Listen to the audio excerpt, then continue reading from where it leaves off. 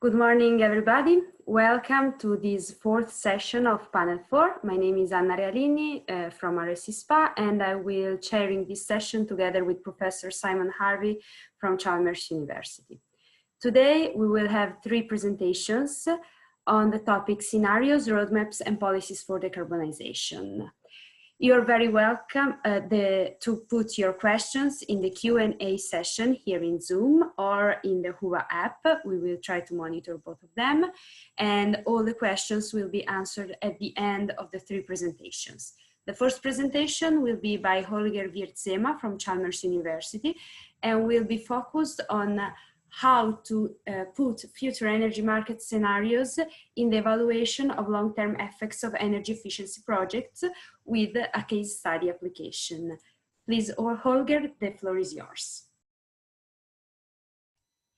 Yes, hello everybody, and greetings from sunny but cold Gothenburg.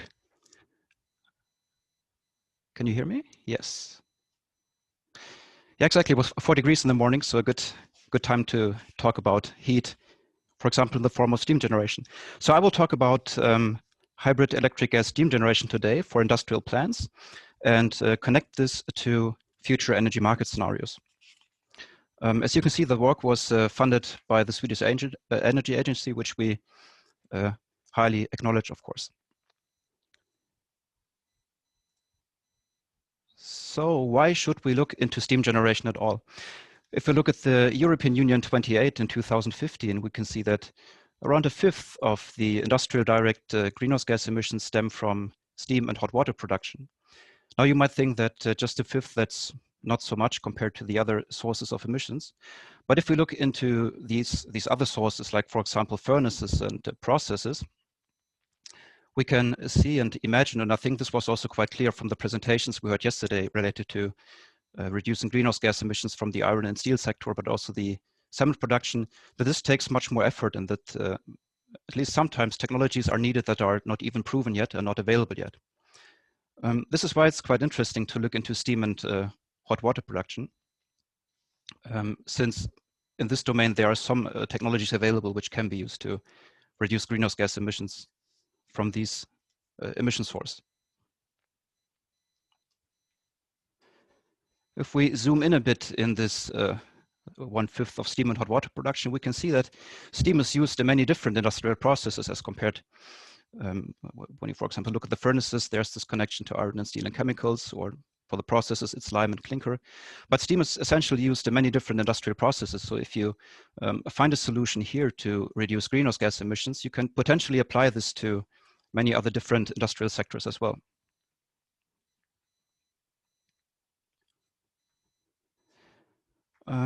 One option to reduce emissions, and I think this was also quite clear from the presentations we heard here, which is frequently discussed, is electrification. And I have this in mind in a slide, the slide in mind from the S.p.A presentation yesterday, which showed a huge increase in electricity demand in one of their scenarios. And the reason for this is that there's been a strong growth in renewable electricity in the past, and there's an expected growth in the future, while at the same time the production cost for renewable electricity are expected to decrease. And this is why it becomes interesting to look into electrification of the steam generation. However, if you talk to industry is sometimes quite reluctant to investing or going for an electric steam generator only because of this high reliance on the electricity price, of course. One concept to go around this or to solve this issue is to, instead of using a single electric steam generator to profit from low carbon electricity, is to combine it with a gas boiler that can either run on natural gas, as it's usually done today, or biomethane, and to use this combination to satisfy the varying steam demands of chemical plants. If we look at the benefits, other benefits of this hybrid system, there are two things that have to be mentioned. On the one hand, this hybrid system offers two options to actually reduce greenhouse gas emissions from steam production. The one option is, of course, using low carbon electricity in the electric steam generation, and the other option is to use biomethane in the gas boiler. What the hybrid systems also allow or enable, and this is quite interesting, is to profit from different market conditions. While the natural gas and biomethane prices, for example, are usually quite stable, the electricity prices are varying usually quite a lot. And if you, with these hybrid systems, you can combine from these and, for example, use electricity when electricity is cheap and use gas when electricity costs a lot.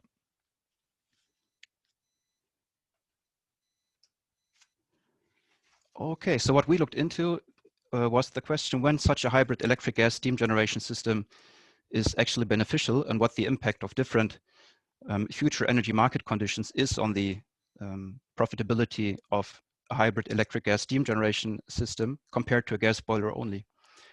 And what we did is that we performed a small test in a case study for an existing chemical plant that we will see on the next slides.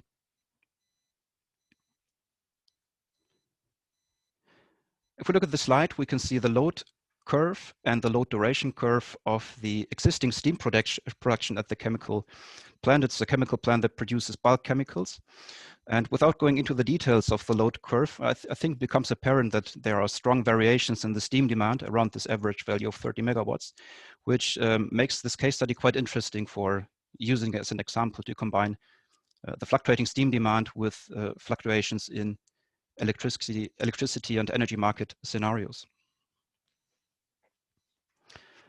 What's also interesting is that it's actually a real world example because the steam production we can see here comes from 2 old boilers at the existing plant, and it's actually time to exchange these boilers, and the company is thinking about installing a hybrid system instead of just replacing them by new gas boilers with a slightly higher efficiency.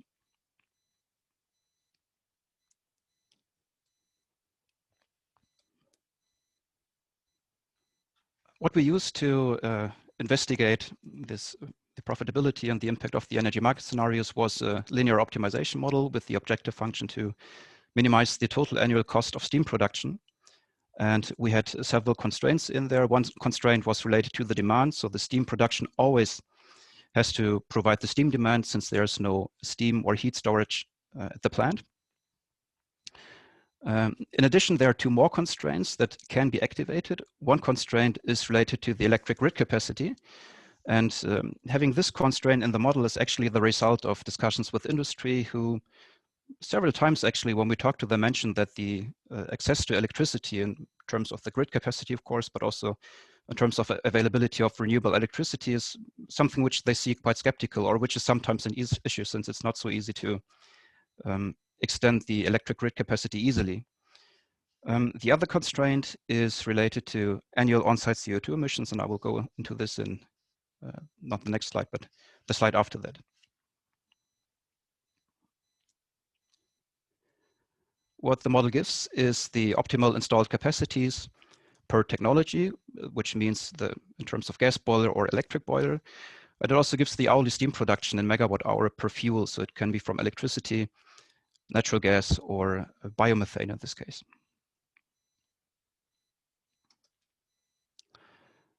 Of course, we also have to feed the model with input data. And this is on the one hand, the steam demand, which we saw on the slide before, the varying steam demand.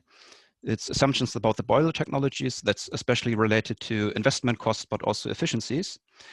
And then and this is interesting to couple the future energy market scenarios that I will describe on the next slide.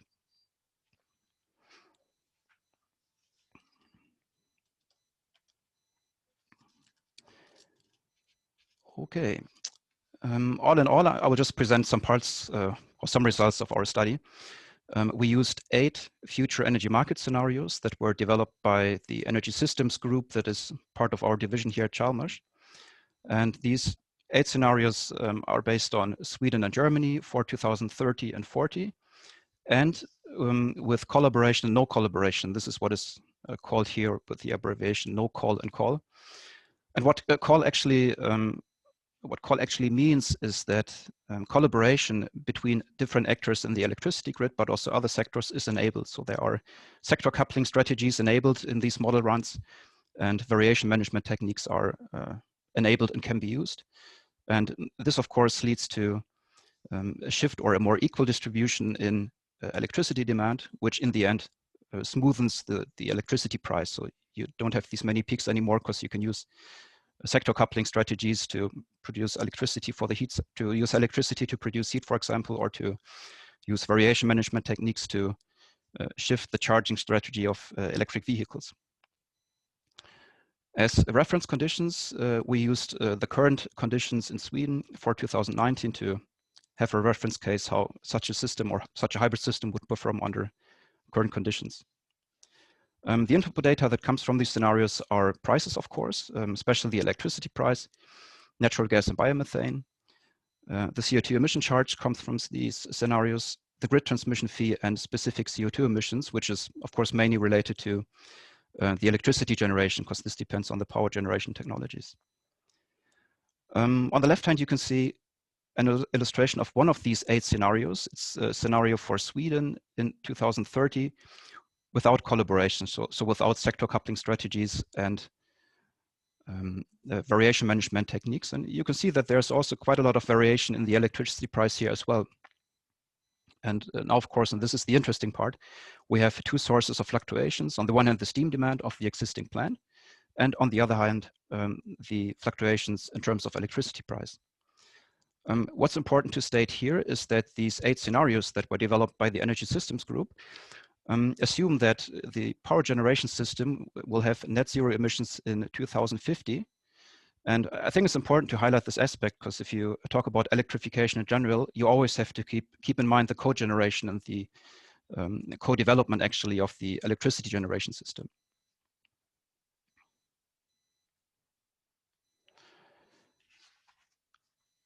This is just to illustrate how we included the CO2 emission constraint. There's nothing strange or difficult with that. We simply used looked at the emissions that the plant has today, the fossil CO2 emissions on site, which are 55 kilotons per year. And then we just assumed a linear decrease, which is in line with the latest Swedish long-term target of having net zero greenhouse gas emissions by 2045. And this constraint is activated in some of the model runs that I will present soon.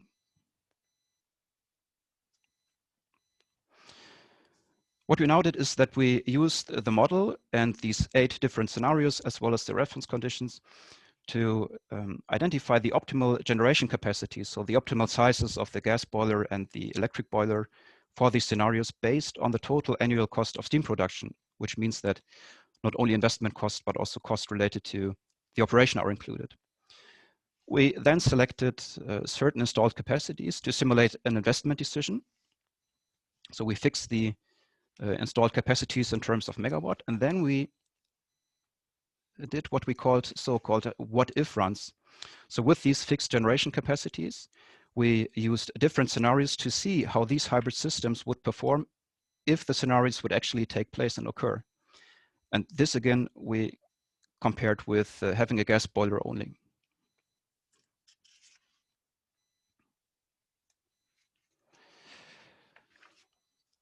I will present results from one of the what-if analyses for Sweden.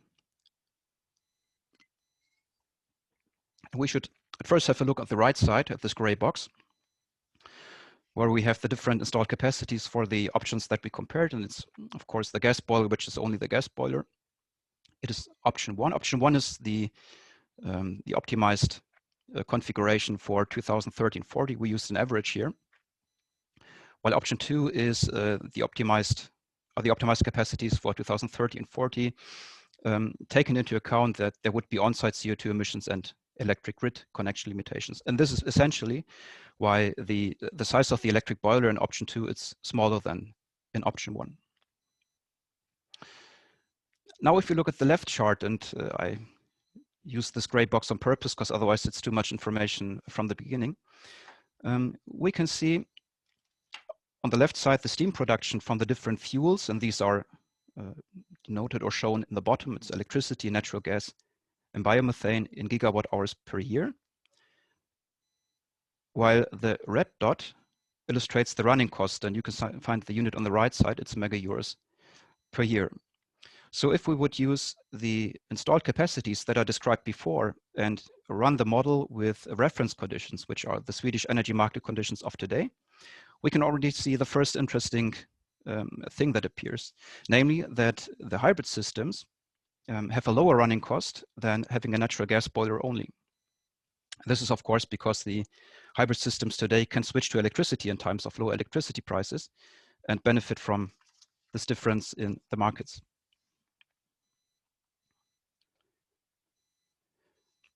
if we move on to the future, and now we use the scenarios for 2030 and 40 without collaboration and no on-site CO2 emission limitations, we can see that this difference in operation cost, or not operation and running cost, becomes larger between the hybrid systems and the natural gas boiler only. And this is mainly because there's an increase in the CO2 charge, and the natural gas boiler, of course, has to pay this. Whereas on the other hand, the hybrid systems can switch to more and more electricity in the future.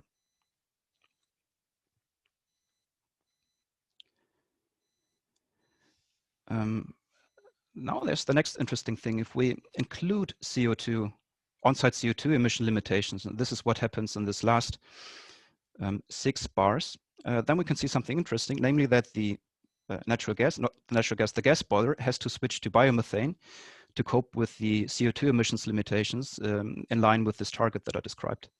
And this makes, of course, having a gas boiler very expensive compared to having hybrid systems that can use electricity instead, which is less expensive.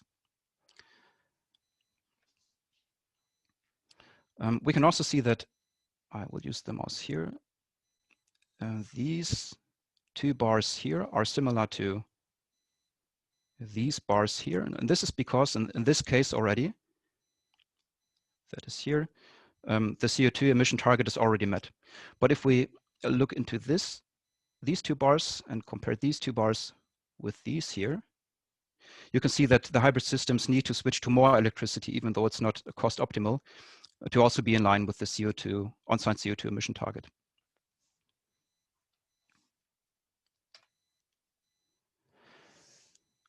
Okay, so what are the conclusions?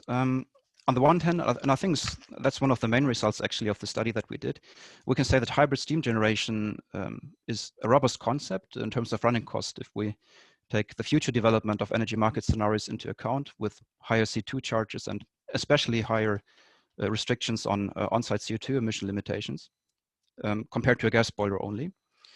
And even if these options 1 and 2, which I just presented, were optimized for future energy market conditions, hybrid steam generation was attractive even under current Swedish energy market conditions.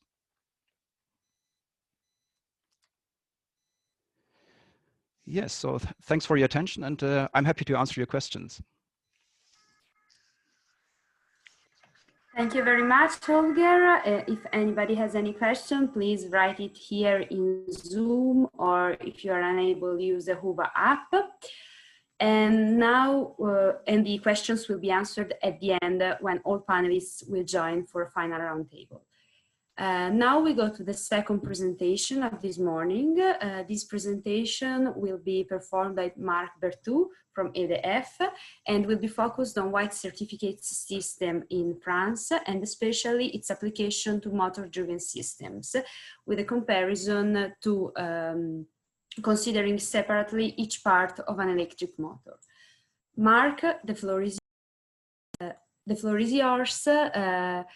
And for questions, again, please write them in the Q&A and they will answer at the end. Thank you very much.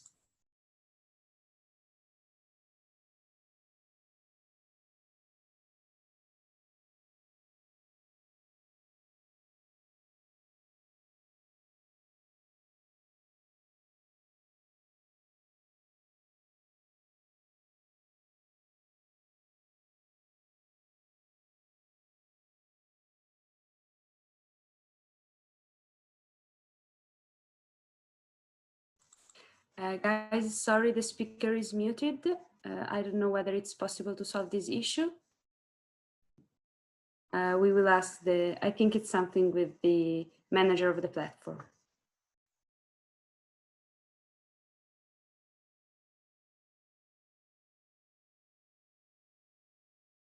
View of electrical motor consumption in an industry. Those who worked on this study, François is an expert in the energy performance of electric motors at Leroy-Somer company. Leroy-Somer produces electricity motors and generators. Abdessalim is a specialist researcher on compressed air systems and electrical motors at EDF Research and Development. EDF is a French electricity company. I'm also a specialist researcher on energy in industry at EDF R&D. Firstly, I will give you some information about the French white certificate scheme. Secondly, I will show an overview of electrical motor consumption in industry.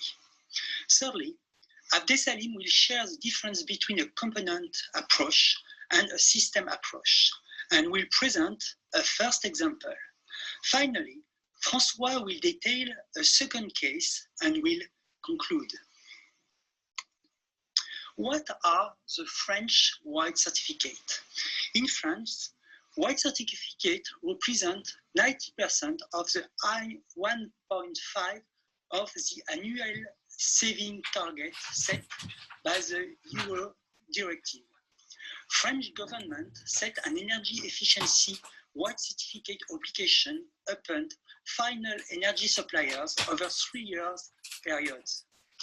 The white certificate can be produced in several ways, but here we will focus on standardized operation. Standardized operations are an average amount of white certificates for operations which can be widely deployed. Standardized operations present 39% of issued white certificate. For example, setting up a motor-driven system instead of an energy-efficient electrical motor. The graph shows the volume of white certificate to be set up in different years. The fourth white certificate period will end in 2021 with a total amount of more than 2,000 terawatt-hour-cubic. The French government is planning a fifth white certificate period with a similarly large financial amount. There is a steadily increasing obligation since 2006. The key figures for motors in industry. 70% of the industrialist electricity bill corresponds to the consumption of motors. 96% of the operating costs of motors are energy related. 12 million corresponds to the motors fleet in industry, including 70% E1 standard. 20% of the total white certificate are achieved by the 6 standard operation on motors. 17 years is the average age of the motors fleet. 35% are oversized. Electrical motors represent a huge energy saving potential. The graph represents the consumption of electrical motors as a function of the macro sectors of industry, such as, in descending order, food product and beverage, basic chemicals, fabricated metal products. In each sector, the consumption is broken down by the use: fan, pumps, cold compressor, and so on. The white certificate operation targets fans, pumps, compressed air, and cold production. The 3 first can be found in all sectors, but cold production is mainly present in the food product and beverage, fine chemicals product, capital goods, and basic chemical. Abdessalim will now present the component approach versus the system approach. Hello everybody. In this slide, we can see the limit of a component approach. Usually, a motor system is considered as a sum of components that can be optimized separately. The motor, of course, the drive, the auxiliaries, the transmission, the load, etc. It is important to remind that the use of energy-efficient components, even the best, does not guarantee the optimum of the system. The global efficiency of the system mainly depends on the architecture and the operating points.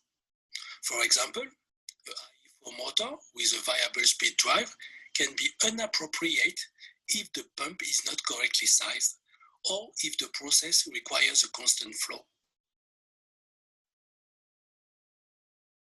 In this slide, we can see the different steps of a system approach.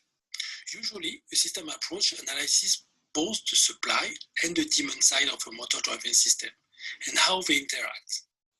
The main target is the total system performance and not the efficiency of each individual component. The efficiency of a motor application depends on how well the different pieces match the requirement of the application. That is to say, the different operating points of the system. The first step is a key point. Always consider first the end user demand and question it.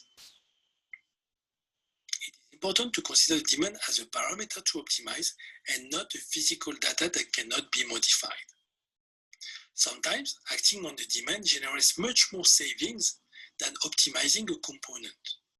For example, a leak detection campaign on a compressor system network can reduce the demand by up to 40%. The second step is to analyze the current functioning of the system.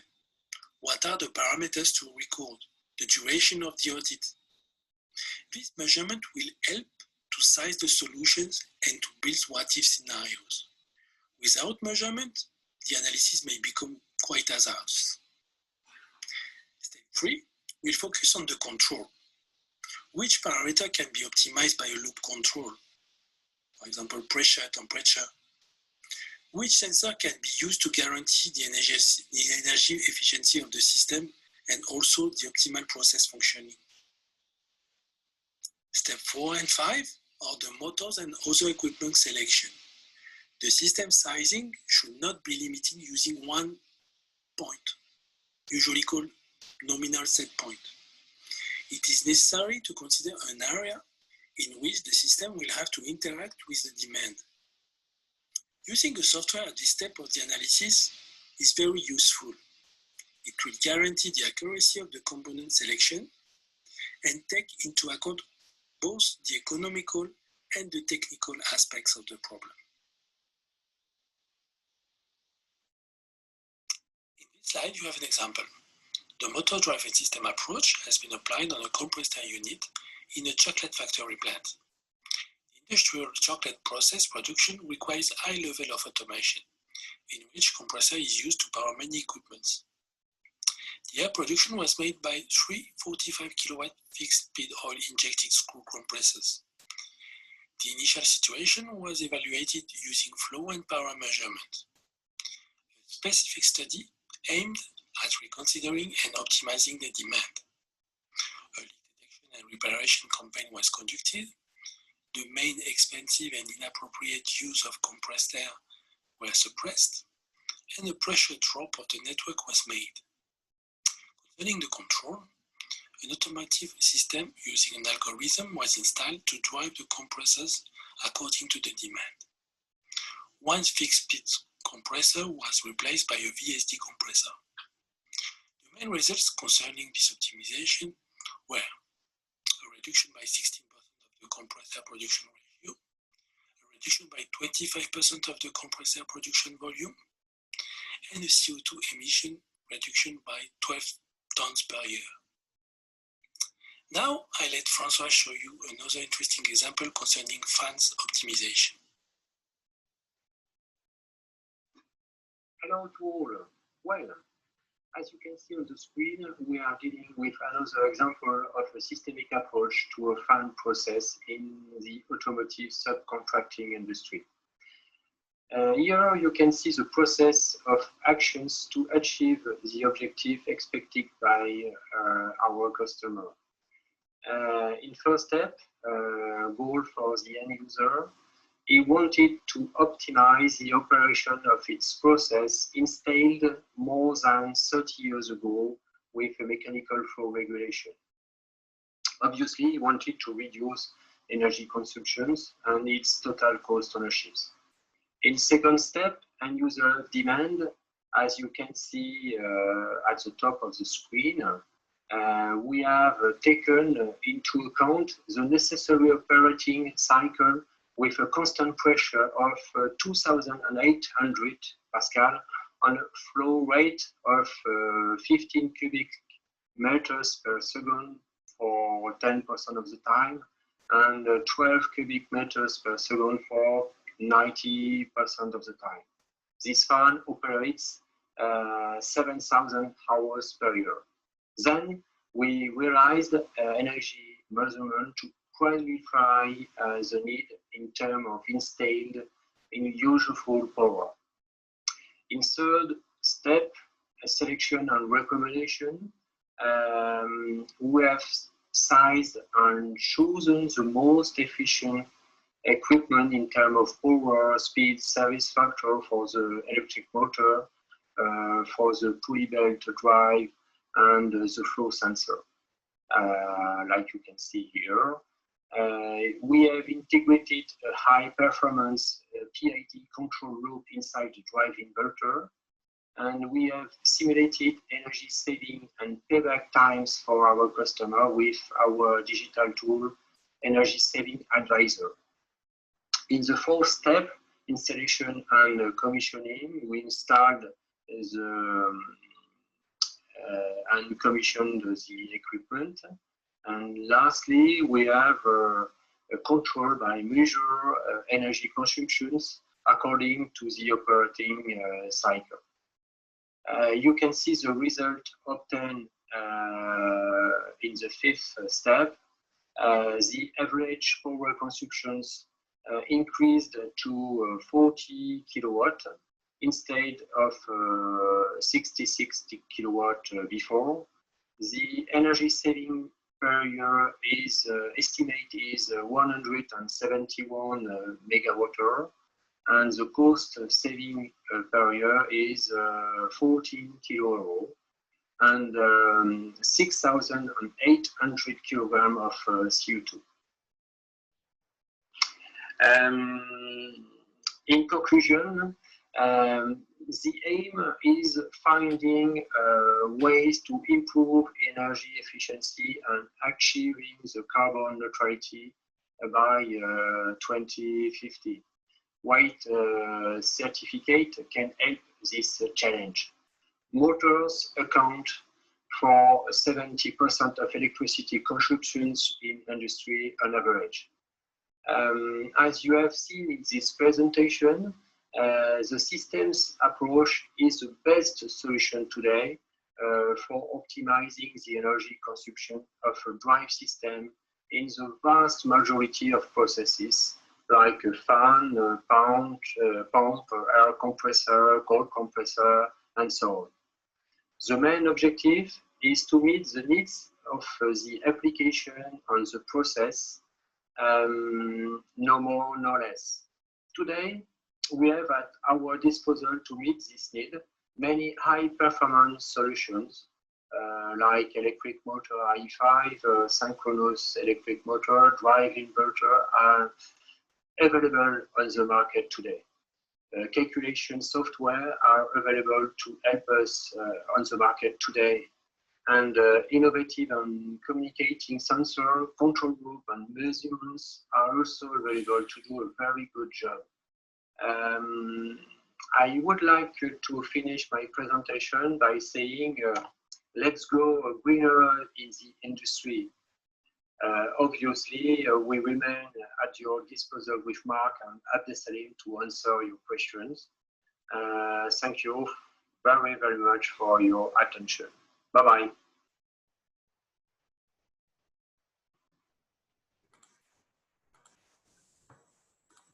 Thank you very much to all the team from Électricité de France, and please write your questions in the Q&A part.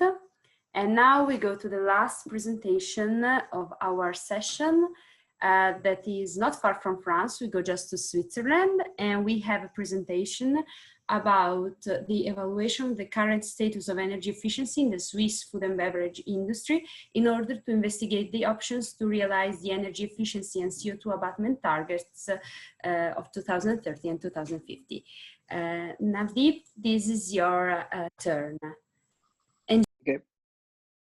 Thank you, Anna, for the introduction, and I hope everyone can hear me fine.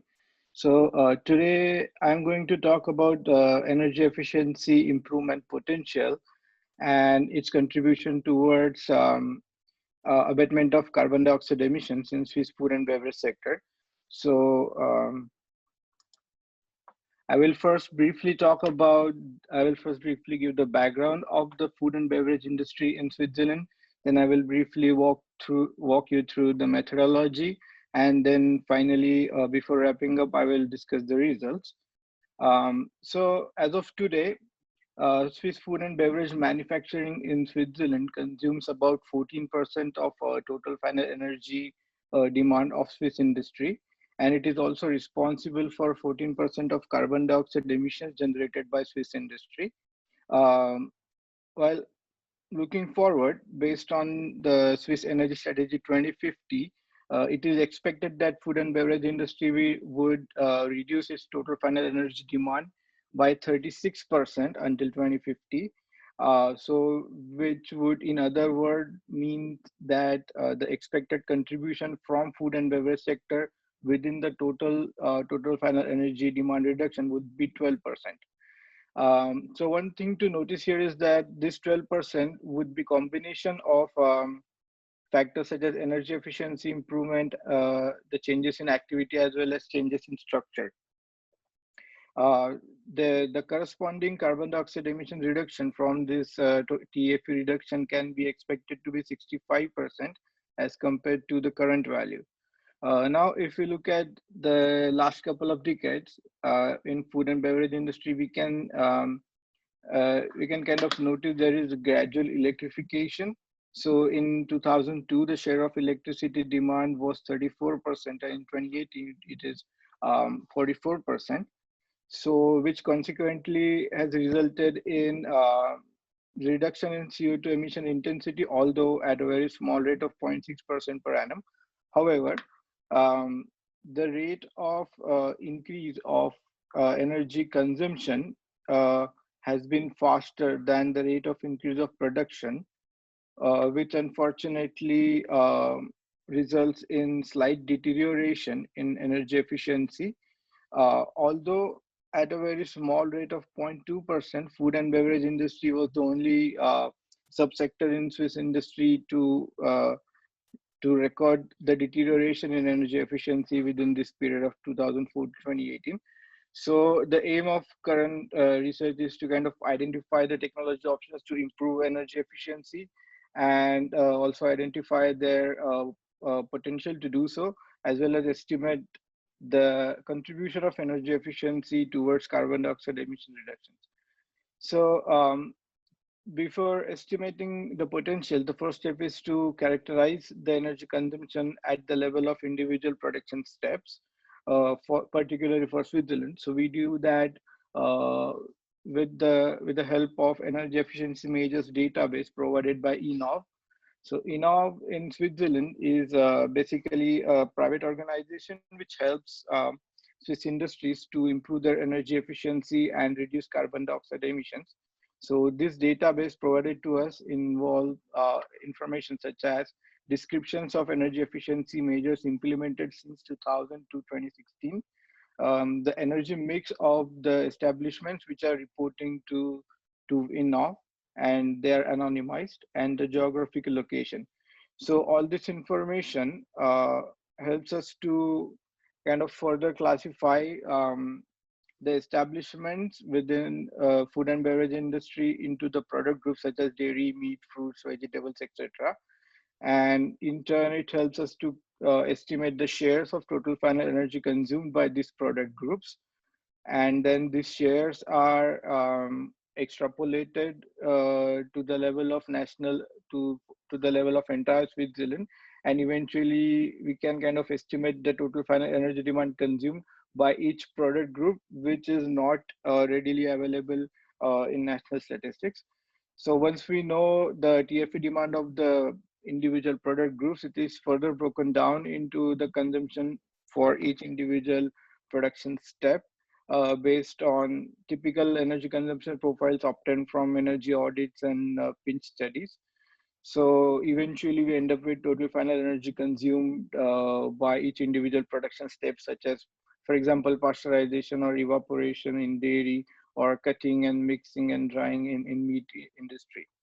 So once we know the TFEs of individual production steps, they are combined with the production estimates to estimate the specific energy consumption, that is, for example, gigajoule per ton of drinking milk produced for each individual production steps. And then these SECs are compared with the SECs of best available techniques to estimate the potential at the process level. Then this potential, so these are the technical potentials. So these are then aggregated at the level of individual product groups, and then eventually at the level of entire food and beverage sector. So once we know the technical potential, the next step is to kind of identify the technologies which can exploit those potential. So we have identified about 43 energy efficiency measures based on in-house database and literature survey, and the cost effectiveness of those measures is estimated using a levelized cost, and then they are represented using the cost curve. So on the cost curve, the levelized cost is plotted on the y-axis and cumulative savings on the horizontal x-axis. So the levelized cost in the study are estimated in a such a way that if the annual benefits, if they outweigh the initial annualized investment cost, the levelized cost would result in a negative value. There's implying that the measure is cost effective. So in other words, on the cost curve, the measure would be below the x-axis if it is cost effective. So as I mentioned before, based on the comparison of specific energy consumption of best available techniques and the current specific energy consumptions in Switzerland, we found out that the cheese manufacturing represents the largest share in terms of technical energy efficiency improvement potential, or in other words, improvements in cheese manufacturing has potential to have the biggest impact in terms of energy efficiency improvement. So these technical potentials are to a large extent depend on the share that individual product group consumes within the TFE of food and beverage sector. So for example, in case of product groups such as vegetable and animal oils and fats manufacturing, although it has a huge technical potential, since it represents only a small share in total final energy consumption, it does not have a potential to have a huge impact when it comes to sector-wide energy efficiency improvement. Now, adding all these, aggregating all this technical potential, we end up at 5.5 petajoule, which is about 25% of current total final energy consumption. So basically, in other words, if all the product groups are to be operated at the level of energy consumption of best available techniques, there is a potential to reduce about 25% of total final energy consumption as compared to current level. And the most efficient product group in Switzerland was, well, chocolate and cocoa production. So as I mentioned before, we have identified 43 energy efficiency measures, which can potentially reduce about 18% of current total final energy demand. Out of which the cost effective measures can reduce about 16, have potential to reduce about 16% of TFE demand. Out of which we have identified 25 measures, which are core process related measures, and they represent about 30% of E improvement potential. And within those measures related to dairy industry represent the largest share. Whereas 18 measures we identified as cross-cutting energy efficiency measures. So basically, in this case, cross-cutting means the measures which are implemented across multiple product groups. So, for example, refrigeration is implemented across multiple product groups, or EMDS or steam system measures. So these measures represent about 70% of energy efficiency improvement potential. And within those measures, measures related to waste heat recovery represent the largest share. And the total cost-effective measures, that is the measures which are below the x-axis, they represent about 85% of total potential. Now moving on to the carbon dioxide abatement. Out of 43 measures, we identified about 30 measures which can potentially reduce the carbon dioxide emissions. Within those measures, the measures related to waste heat recovery, such as heat pump integration, particularly valorizing heat from the refrigerator to use it in for a low temperature heat demand, and plant-wide heat integration projects, they represent the largest share. Whereas the most cost-effective way to reduce the carbon dioxide emissions was improvement in steam systems, such as replacing the steam generation from fuel oil to natural gas systems, or improvement in other type of improvements in boilers and steam distribution systems. But the most cost-effective measure we found was the solar thermal integration. So all these technologies which are currently available, or in other words, which are recommended in our database, they represent about 27% of potential reduction of carbon dioxide emissions. And we identified further electrification options, such as pulse electric pasteurization, or high temperature heat pump, or steam generation from low pressure evaporation. And they can further reduce about 13%. They have further potential to reduce about 13% of CO2 emissions. And together, the energy efficiency improvement can contribute, or has a potential to contribute, about 40% reduction as compared to current carbon dioxide emission levels. So the cost effectiveness of these measures is kind of sensitive to exogenous variables, such as discount rate and the energy prices and carbon dioxide levy. So we have tested its sensitivity to these variables. So basically, in case of discount rates, the high discount rate represents establishments which have stringent economic criteria. So in case of establishments with stringent economic criteria, the capital intensive energy efficiency measures, they become economically unattractive. Whereas in case of companies which have less stringent economic criteria, the cost effective potential does not display a large sensitivity to any of the changes in energy prices or CO2 levy.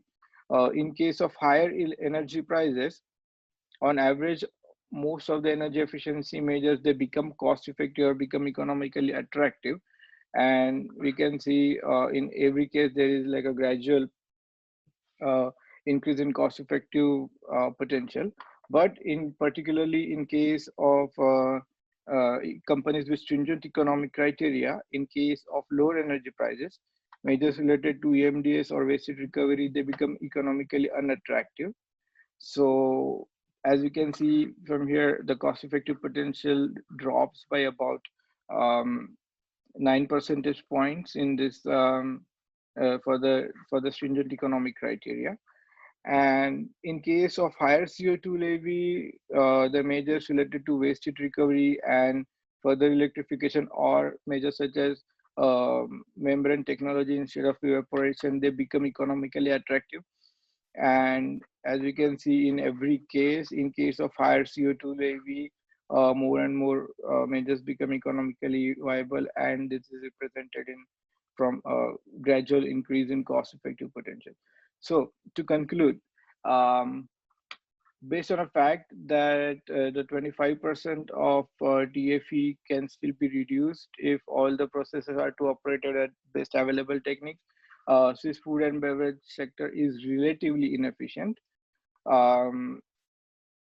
The expansion of currently available technologies, or the technologies that are recommended in our database, they can reduce about 18% of TFE reduction. So there is high potential for emerging technologies to bridge the gap between 18 to 25%. But the most of the currently available technologies are found to be cost effective. As in the case of energy efficiency, also for carbon dioxide potential, there is further need for electrification and renewable integration to reach the expected level of reductions. Because currently available technologies, so the technologies that are recommended in our database, they represent they can potentially reduce about 27% of emissions. But within the technologies that are available today, 36% of potential share is represented by the measures related to waste heat recovery. Whereas the most cost-effective way to reduce the CO2 emissions was improvement in steam generation. In case of stringent economic criteria, the particularly low energy prices are not favorable. So the cost effective potential in that case drops from 16% to 7%. But if the CO2, if companies are subjected to higher CO2 levies, most of the capital intensive measures such as plant-wide heat integration or electrification, these measures, they become economically attractive, and this might remove the barrier and maybe will help or maybe work in favor or for to adopt these capital intensive measures and in turn reduce the carbon dioxide emissions and improve energy efficiency. So thank you for your attention, and I am ready for any questions if you have. Thank you very much, Navdeep. Now I invite all the panelists to join in the discussion. So you can switch on your camera and unmute your microphone. And so from the first presentation, we have a question on Huba to Holger, asking what is the emission intensity that you assume for biomethane, or is it considered to be emission neutral? Yes, actually we assume that the specific on-site CO2 emissions are zero in this case. And this assumption we took is in line with the I think it's some IPCC guidelines for natural greenhouse gas inventories. And with this assumption, we just basically assume that all the emissions are allocated to the agriculture and forestry sector instead. But there are then no on-site CO2 emissions from combusting biomethane. Thank you very much. And the second one was how is the switch from gas to electricity managed? So how do you choose when to use gas and when to use electricity, and the heavy control system, or is it manual? Yeah, this depends, of course, on the price. But since you have a fixed installed capacities for the gas boiler and the electric boiler in the hybrid systems, you would, of course, use as much electricity as possible if the electricity price is low, and gas if it's the opposite. But you also have to keep in mind the nature of the markets and how markets function, because if you would, for example, want to buy electricity for tomorrow, you have to place bids on the energy markets today, on the spot markets. And depending on the result there, you would go for electricity or natural gas instead. And I'm not pretty sure, but I guess there are also some concepts to combine this market perspective with the actual control of the process then, because this is what you would eventually need to steer the process depending on the market conditions. Thank you very much, Holger. Then I have a question for Navdeep, actually. Your work is similar to other works done for other countries. I might have missed it in your presentation, sorry.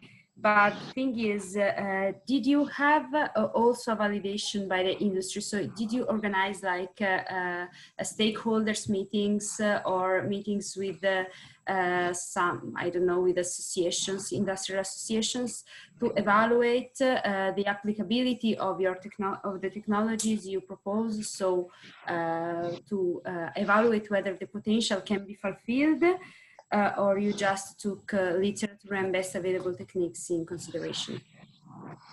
Okay, so the technologies that I analyzed were already proposed in Switzerland, or rather, they're already implemented. So what I did was, so this database that we have from INOV is basically the technologies or measures which have already been implemented in Switzerland. So what I was trying to find out was how those technologies can be further exploited in order to reach the targets. But yeah, to answer your first question, I haven't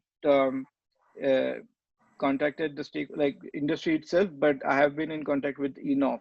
So INOV is kind of you can say a spokesperson for the industry. Mm-hmm. Okay, thanks. And another question for you still was now industry in Europe is going towards a high rate of digitalization. So have you taken into consideration in your analysis the impact of having more data and have digitalization on the application of different energy efficiency measures for the future? Sorry, I did not consider the digitization, but yeah, indeed it is interesting because well, in most of the companies. So basically, I also worked with one of the companies, which is kind of an old company where we were trying to do the pinch analysis for this company, but since because of lack of metering and they also did not have a huge data available. So I guess, I mean, it is obviously important to have smart meters or more measuring and validation tools in industry. But yeah, I did not look into it. Thank you very much. Okay, then I have a question for Marc, Salim, and François, I think was the name, I don't remember, sorry, you are a lot of people. About white certificates and your proposal for the motor-driven system as a unique. I haven't understood from your presentation, or I might have missed it, whether you're proposing to introduce this motor-driven system as just a unique part and not the single pieces, let's say, of the system for a standardized white certificate, let's say, scheme, so people just applies it, or I don't know whether this exists in France for a specific project when you have to take into account the consumption before and after and so on. Yes. I will try, thank you for your question, I will try to answer. A white certificate for standard white certificate operation is not necessary to make a measurement before and after. It's a very easy way. Generally, we just take the power of the new system and we multiplicate this power by the duration, the time of functionment, and also the savings. That's all. And also the time life, of the total system. And that we done for this white certificate motor-driven system operation. We take a large amount of real cases all over the industry. We worked with many manufacturers, motor producer, fan, and also pump producer, and they give us all their cases that they have done with the motor-driven system approach. And we took an average of all these cases for each application. That could be fan, pumps, compressor, air, and cold. And then that was our savings for our operation, white certificate operation. Is it clear? Yes, thank you very much. Is there any other question? Also, panelists, you can ask a question to other panelists if you want. I don't see any other question here in Zoom or in Huva app. And so, if not, thank you very much to all the panelists and the attendees for attending this session. And there will be another session of panel 4 this afternoon at 2, actually in 1 hour. And it will be focused about the optimization in the use of excess heat. See you later. Bye-bye, and thank you very much for participating. Thank you very much. Bye. Yes. Bye-bye.